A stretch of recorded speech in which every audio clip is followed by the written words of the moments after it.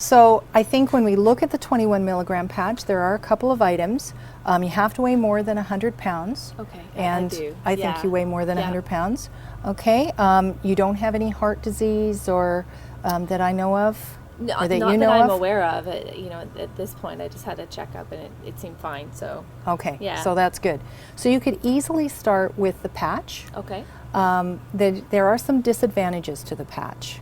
And one is that it takes about 4 to 6 hours before it starts to work. Okay. So if you put a patch on first thing in the morning, it will slowly start to increase the nicotine levels in your system. It'll take about 2 hours before we get some really decent levels and Okay. 4 to 6 hours before it peaks. Okay. I'm guessing I'll get some cravings before it starts to work. Exactly. Yeah.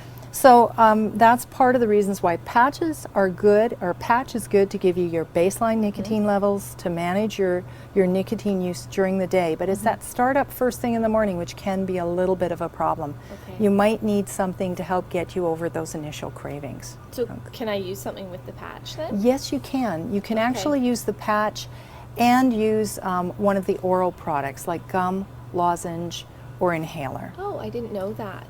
I have a question about the patch. I've heard from people that if I had a cigarette when I was on the patch that I'll have a heart attack. And it's kind of one of the reasons I've always stayed away from it, because I worried that if I give in that something awful might happen. It's not going to trigger a heart attack. Okay. The bad news is that because you're a smoker, as you know, it does affect your risk of having heart disease.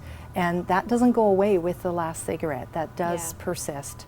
So we recommend not smoking while you're using these products. Okay.